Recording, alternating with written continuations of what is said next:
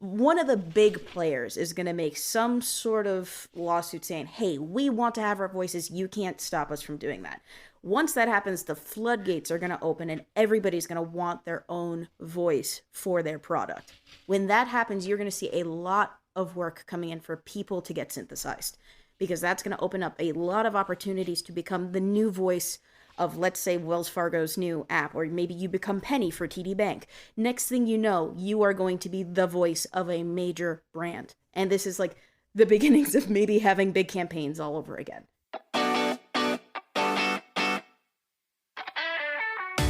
Welcome to Audio Branding, the hidden gem of marketing. Sound plays a more important role in human behavior and our decision-making than you may realize. In this podcast, I'll help you understand the art and science of sound so you can better influence others in business and your life. I'm your host, Jody Krangle. Let's delve a little deeper. This is the second part of my interview with Jim Kennelly and Sam Ufret at Lotas Productions.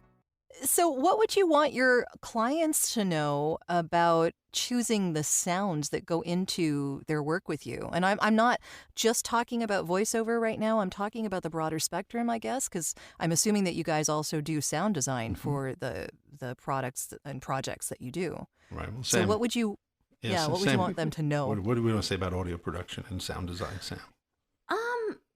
I'd say probably one thing, kind of going back to diversity, it's like, don't be, as a client or like as a producer, don't be so typecasted yourself to be like, oh no, professional only means white male in their 40s. Like, whenever we send out these castings, it's like, hey, we're going to send you everybody. Like, we're going to make sure even if you specify like white guys only, we're going to still send you everybody that we think deserves this. Because, you can't be like that. Like, it's not just one particular group of people who has this one thing you're trying to market to. Everybody has it. We kind of see that sometimes now too, where it's like, hey, we have a couple of clients who just realize like, hey, Asian Americans exist. Let's start marketing to them. That happens more often than you'd believe. So it's really kind of like, don't be so nailed into that one sound you have always heard forever. Always be open to listening to other people. Sure. Right. And obviously sound also, involves music, cues, jingles. I mentioned how, like, as a boy, I love jingles. Jingles have kind of snuck away from the advertising industry, but they're definitely coming back. Really? Yeah. I want to hear more about that. There'll be just those little sonic jingles when you sign into, you're going to use your smart assistants for voice search. Like, voice search is so... the wave is above us, and the voice search is going to crash. You're talking about ear cons. Yeah, it's going to crash into the industry. So whether it's, dee, dee, dee, dee, dee, and, if dee, dee, dee, dee, dee makes you happy, you're going to go to it. You're going to ask for it, and you're going to go back to it. And so I think, whether you're a little singer or you are a music composer, get your stuff together, get your stuff out there, because, our clients, same way, our clients are going to be like, oh, great. Where you found this really unique, this morning I got a call from a London agency that wanted a really hip American voice for a fashion line.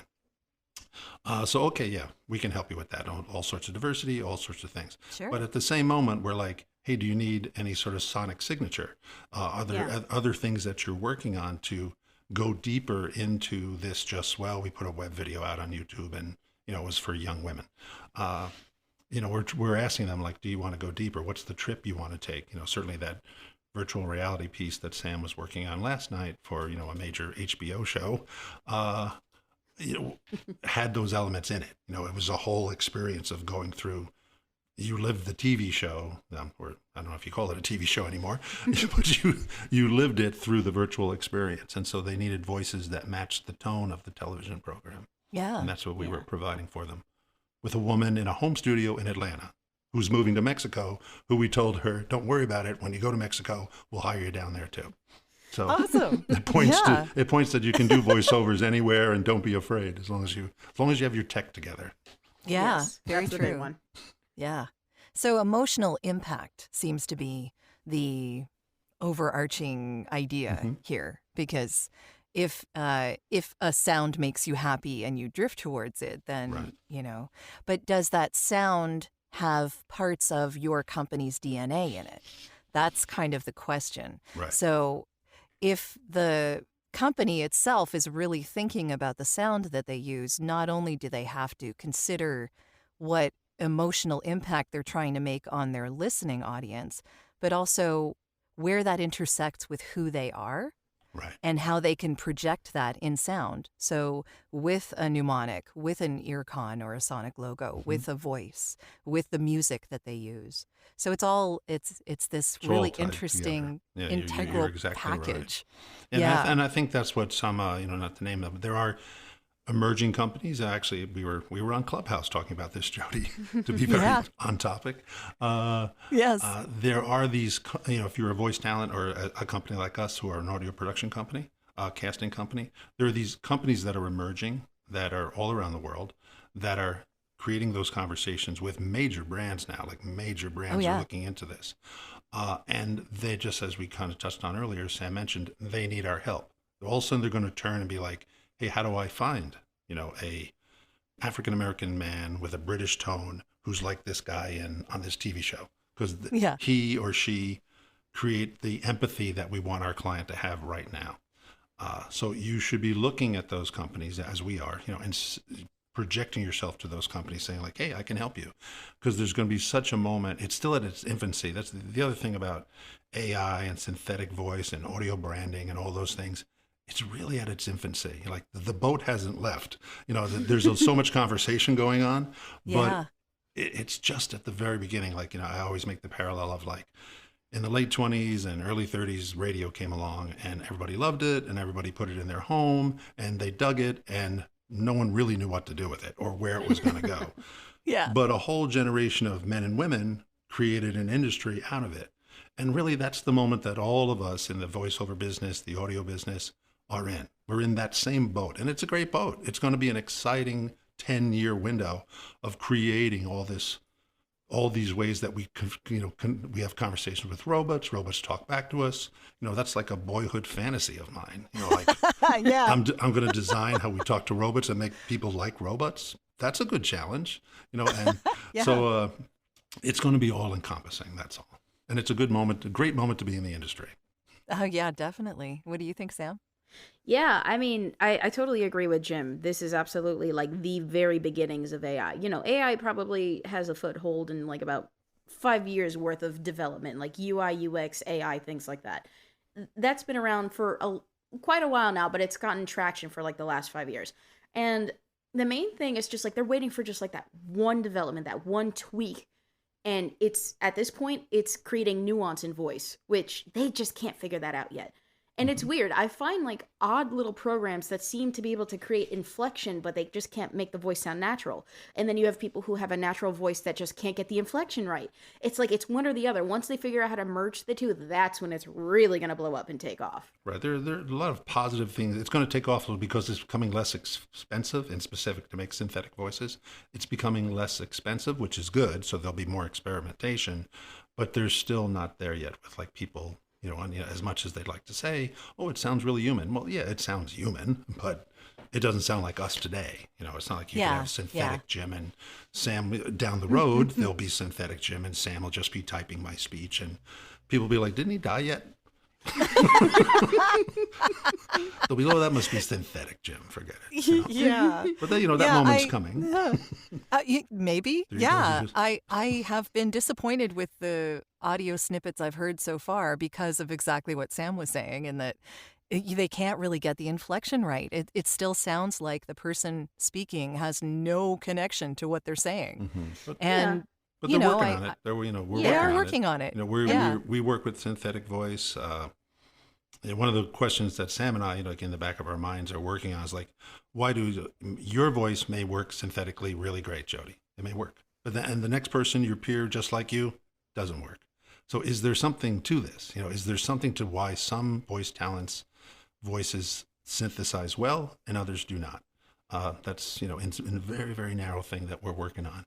Trying to figure out, is there something to this? Yeah. Sure, yeah. And in what situation would you find that you would use a synthetic voice over an actual voice actor? Well, I would say, do you want me to take this, Jim, or you want to take it? You'll be great. So one thing we've kind of talked about is the way AI is going to start incorporating into voiceover. No, it's not taking your AAA video game spot away. It's not going to do that. Don't worry. That's not happening. What it is going to do, though, it's going to chip away at, I would call, the quote unquote annoying parts of VO. So things like like IVR, telephony, and let's say pickups. That would probably be another big one. So like let's say you have an account with Honda and they just changed the price of their car. It was $59.99, now it's $57.99.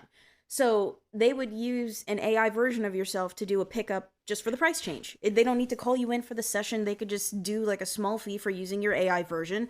And then there you go. You didn't have to worry about the session. You didn't have to worry about a pickup. You didn't have to worry about being there for an hour, having the engineer mix it for like another hour and a half just for them to be like, let's do another couple takes. Where they could tweak it themselves and you have more time to take bigger accounts or more accounts. So it frees up your time to do more important things. Yeah, we just see it as adding to your career. It's something that's, obviously we've talked about this with the union and non-union world, but, sure. It adds to your career. Like Sam said, whether it's Subaru or Honda or a major brand like that, they have the real view, which they hire you on a certain basis, but then they also pay to have a synthesized version of you for a set period of time. It's like, okay, you're going to do all the ins and outs for Subaru, the price points all around the country, all the different markets. So basically you come in and you have a real session with a real director and he or she does something great. But then down the road, they also make a synthesized version of you for a limited amount of time, 1 year, 2 years, whatever. And then they can adjust spots without having to, because we had this real experience, we can adjust the spot without having to, where's Jody? What's she doing on Thursday? Between 1 and 2. And basically, you've had this experience. You come in and they play it down to you and you're like, available at Modell's, and it's like, gee, Jody, that was great. Bye. Thank you. Yeah. But, we could have typed in available at Modell's, a synthesized version of you, and it would edit in perfect. Sam could edit it in perfectly. So it just complements your career. And the big thing, the main point about synthesized voices, as 5G comes in, these other technologies come in, the speed of delivery and the specific delivery will create the need for synthesized voices. You're just not going to physically be able to get Jody to read enough to, communicate it quickly enough. Yeah. Whether it's a voice assistant, AI assistant, synthetic voices, things like that. So but again, it's down the road. It's not like, it's coming, but it's down the road. But it's still, we're a little ways away from that being a reality, but it's coming. It's in the works. And you should just really look at it as like fun. It's opportunity. It's the way you'll make your money to do the things that you like to do in life. And at the same time, you're going to be learning. You're going to be learning about a whole new industry, and that should excite people. It excites us at Lotus. It really excites us. Sure. I mean, I was going to ask you where you saw the future of audio branding and voiceover going, but I think we're there. That's a part of it. Do you have any other visions down the road, Sam, in your crystal ball? Yeah, by all means. So here's what it will come down to. Right now, you could say the big three. So Apple, Google, and Amazon have an absolute death grip on branding. And what I mean by that is you either have Siri, Alexa, or OK Google doing things for you. Mm-hmm. And that's the voice. Look, I just triggered my phone. Give me 2 seconds. So what happens is you have those 3 voices, and eventually, whether it's like, let's just say, for an example, big pharma, finance, one of the big players is going to make some sort of lawsuit saying, hey, we want to have our voices. You can't stop us from doing that.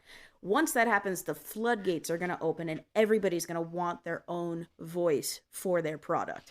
When that happens, you're going to see a lot of work coming in for people to get synthesized, because that's going to open up a lot of opportunities to become the new voice of, let's say, Wells Fargo's new app, or maybe you become Penny for TD Bank. Next thing you know, you are going to be the voice of a major brand. And this is like the beginnings of maybe having big campaigns all over again. That's when it's going to happen.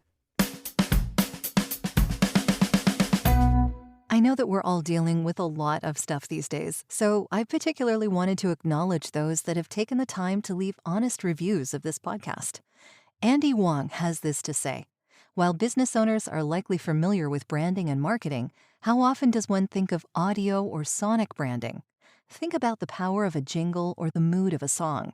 It's important because sound can elicit an emotional response for more powerful marketing. Jody is a great guide exploring this topic and interviewing expert guests. As a voiceover professional, Jody's voice is also soothing while you learn. Excellent podcast. Thanks so much, Andy. Your Inspired Money podcast is, well, inspired. So I know you know a thing or two about putting a podcast together, and I'm so grateful that you took the time to write a review. And now, back to the show. I know that someone we probably all know was asked to be the voice of Colonel Sanders for KFC in Canada for, I believe, Alexa. I think it was Alexa. I'm trying to remember which one it was. But yeah, I think it's already starting that the big brands are starting to say, well, we want our own voice on our own advertising. Yeah. And I know, for instance, MasterCard, when they did their whole big rebranding, audio branding thing, part of the reason they wanted to do that was so that you knew you were having a successful transaction over voice assistants like Google and Alexa and stuff like that, because we don't see it anymore. You know, there's no reason for there to be like a sound that happens. You can see it, the sound happens, but if you don't see it, what happens? Right. You need a signal that, like, we're going forward. There's something positive is happening, and so they made that into a mnemonic, and they've put that across all of their branding, their audio branding, across the whole spectrum, all like globally, which I think is brilliant. And and I think that's going to be another wave of the future. Right, absolutely. And that whole world of conversational design, it's, obviously people are studying it in college right now, but we also see, for a lot of actors who understand, they understand scene play, they understand words, they understand conversation. It's, it might be an interesting career for some people in the voiceover business to, put yourself out there as a conversational design person, maybe take some courses. Interesting. And, sort of get a background, because it's your background anyway. You know how to communicate through speech, and you could help these companies. Again, it's another thing that these emerging companies are going to need. Plus, on the upside for voice talent, there's going to be so much trial and error, so much failure. There's a lot of money in failure. The whole industry is built on redos. They always say, if it wasn't for redos, there'd only be half an industry. So, the fact that it's at its infancy and you can get involved in it at some level, there's a great opportunity for success. Yeah, I love it. And learning. Success and learning. And learning. Yeah. Anything else to add, Sam? No, I mean, before we move on? No, that sums it up. That just about sums it up. Great. Sam's right. I hope you hear that a lot, Sam. Do you? Yes, I do. Thank you. Well, Lotus is a positive place. Yes, that's good very to know. much. Okay. I do hear it a lot. Okay, that's good. So what are you guys working on now that you're particularly excited about? I know you were just talking about the virtual reality project that you're working on. Is there anything else that you're really excited about? What excites that you? You can talk about. Oh, that's all right. That's okay. I have a few, but you go ahead first, Jim. All right. I won't talk about Sam can talk about some specific tech that we're looking at. We're always looking at new tech and how it can fit into the voiceover industry. Actually technology that's outside the voiceover industry, and how I look at there's a place like Product Hunt where you can go and look at new technology, and I'm always looking and thinking well, how can we use this in voiceovers? Maybe there's something we could do faster, better, neater that'll help our clients or will appeal to younger clients.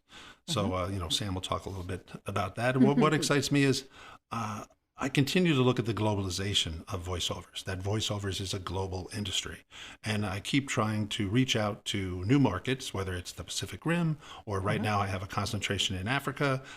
How do we communicate what we're doing in the United States in the voiceover industry, in the advertising world, into a new market, whether it's Nigeria, which has a big English crowd. How do we share our voices and expertise with someone who's just like me and Sam over there? And they're going to send their voices back to us. So that's something that I'm excited about, and that we're concentrating on, of just trying to get what Lotus is all about into these new markets around the world, to say that, hey, we can share our voices because, and the bottom line, voiceovers is a global industry. Totally. Actually, as a little aside, Clubhouse actually has a really huge Nigerian contingency because I'm hearing a lot of voice actors from Nigeria on That's great. Yeah, there's on Clubhouse. It's that same point of that I learned as a young man traveling around the world. We have clients and they come to us and they're like, it's not like Thailand doesn't have an advertising industry. You know, there's an entire advertising world in Lima, Peru. It's not like we invented advertising. Yeah.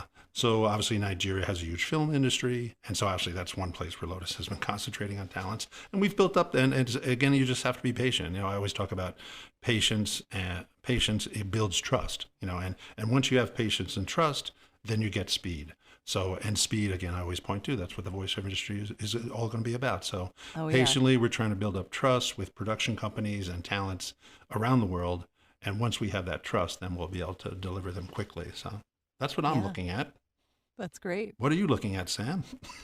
So I got a question, Jim. Do you want to talk about the big T or no? You can talk about Telby, sure. Okay, sure. So basically there is this new emerging technology that we have been pretty heavily involved with in the beta testing and the building of, called Telbe. Basically, they started out as rather than, hey, give a back and forth email to clients and, you know, it's a lot of stop and go. It's like you send the equivalent of a voice text to somebody. They call it a Vox. And it's like, hey, how do you feel about this? Let's get working on this. Let's go. And it's supposed to make things fast. We saw this with an extremely, extremely positive use case in voiceover.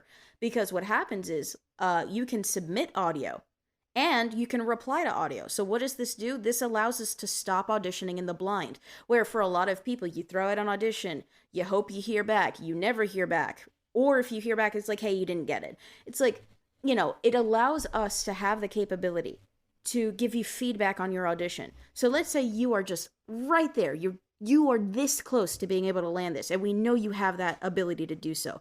What we can do is we can send you a Vox and say, hey, Jody, loved your audition. We just want you to tweak one little thing in this sentence, and then you're good to go. Send us another audition when you get the chance. You send it back to us, and next thing you know, hey, guess what? You booked the job. So this will definitely allow auditioning process to be a lot more involved, a lot more personalized. Mm-hmm. And not only that, it's not only just good in auditioning. This has a lot of use cases for you know, like coaching. That's a big one. We could totally see that. Like somebody has to just like submit like a dummy audition and you get feedback from your coach about it. Or for podcasts, you could submit your questions to this and, you know, they can answer it live and it's in good quality. So what happens is they have it in such a way that it, you know, you're able to actually use your interface. So it's not just your computer audio. Like I can absolutely use my Scarlett Solo and make it work and make it sound like I'm actually in my booth. So it's perfect. Like you can get high fidelity audio from this and it's going to help really make this industry a lot more personalized. Nice. Right. Yeah. I think that's a good bet for the future. We just, you know, we look at a problem and we want to solve it. And my problem was like, the talent don't get any feedback. You know, you audition and what do you get? 2 stars? What does that mean? You know, how do you grow? How do you grow as a talent if you're not getting feedback? Yeah. How do you grow as a talent if you're not getting any feedback? Particularly, how do you know what to change? How do you know how to evolve? Yeah, we're aware that, you know, going in the future, you know, for the last 10, 15, 20 years now, people work from home. You know, that's the truth. You don't walk around to casting agents or talent agents or producers like me and get feedback. You know, when you audition or even just sitting in a waiting room with 10 people like you, you get feedback there. So I've always wanted, Sam and I have wanted to solve that problem. So that's where Telby in specific came along. And I said like, oh, we could integrate this into our auditions. And just as Sam said, she or I can give one sentence. That's all you need because you're all talented. But all you need is our insight into our client. In 1 or 2 sentences, you adjust your audition on the fly instantly, and bang, you're that much closer, just as Sam said, to winning an audition. Plus, even if you don't win, you got feedback from me. You got feedback from Sam. And, you know, I know you want that. I know the talents want that. So it helps a lot. It does help. Yeah, because you have to grow. We very rarely hear anything. The same thing, you know, we want, you know, you have there was the extra experience of there's a world of talent who are auditioning from home in the blind for 10 years. Mm-hmm. They're not going to grow. You're not going to grow as an actor. So we want to try to help that by adding a new technology into the Lotus experience. And, you know, hopefully it rolls out from there. You know, it's not like we own it. It's just like, hey, we can use this and, you know, we think it's a positive thing and then we'll share it with other people and, you know, hopefully they'll use it too. Yeah, that's actually really fascinating because I did just do an audition for you guys using Telbe. I think I put my stuff in there, but I wasn't really sure what would happen after that, if anything. It worked perfectly. Good. Well, no, I mean, like I wasn't expecting anything, but I wasn't sure why that was the thing you wanted to use, and you've just explained it beautifully. Well, what was your how was your experience with it? Oh, it was great. It was like putting it in a Dropbox. It wasn't like different. Right. Yeah.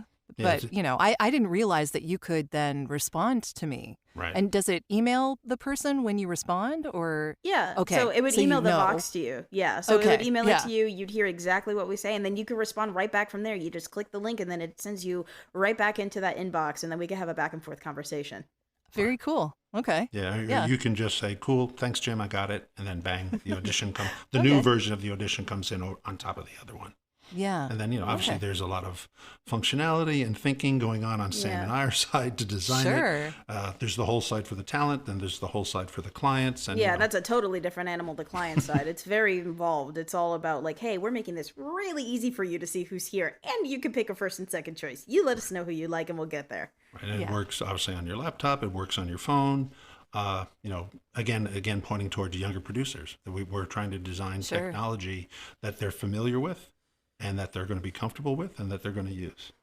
Yeah, well, definitely they're all using their phones a lot more than anyone has, they're, ever. They're making voice choices in cars. They're making voice choices. They got to do it in the car. Yeah, so. Well, everyone's doing this quicker than ever, right? So what do we have that's with us? It's just the evolution of the business, which is fine. Like I said, just, become unstuck.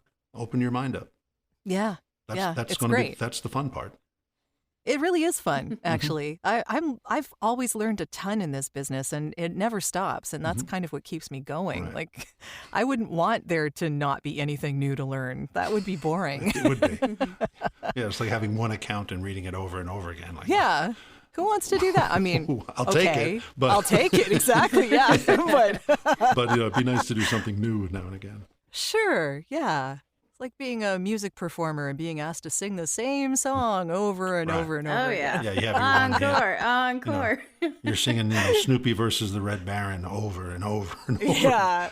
Sing it again. Yeah, it can get a bit, but redundant. Take what you can get, right?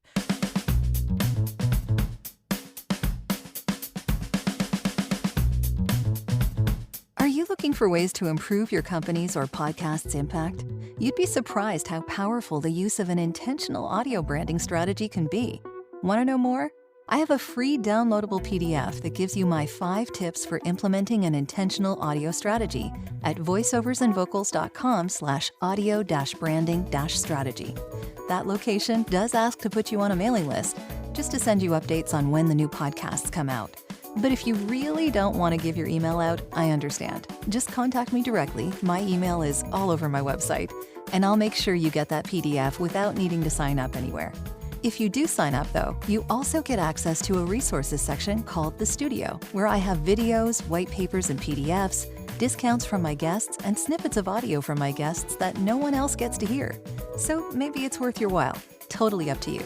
And of course, if you're looking for voiceovers, you can get in touch with me about that too. Now, back to the podcast. This has been really enlightening. I've loved talking with you guys. How can people reach you? Like the URL, an email address? Are you on social media? Yeah. How can they get in touch if they want to hire you? One thing is, Sam will give you the setup, but I will say we do use social media to look for talent. We really do. I whether it's Twitter or Instagram, our eyes are always open, our ears are always open, and we're always looking for new voices. Experience. I'm also talking about people who would hire you to brands, hire those voices. Oh, sure. Yeah.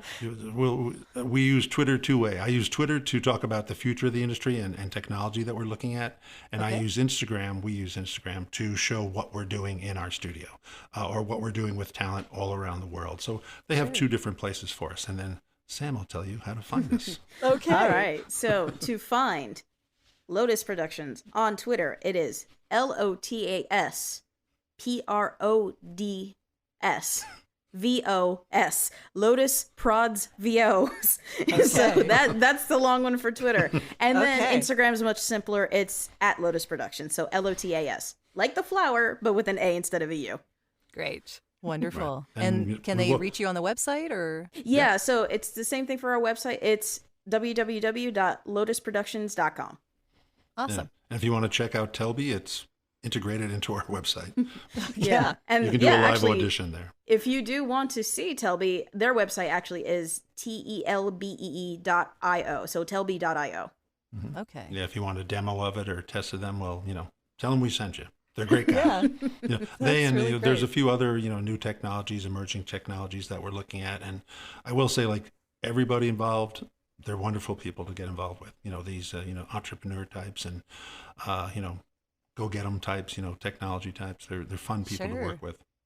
Everyone wants to make our lives more efficient. Mm-hmm. Yeah, I'll take it. Yeah, I will too. Thank you so much, guys. Thank you, no Jody. Sweat. Very much Jody. a pleasure. This has been Great fun. to be with you, and certainly Likewise. to the podcast and everyone who's listening. Continued success. Be safe and be yourself, and hopefully we'll get a chance to work together. That would make us really happy. Thanks so much.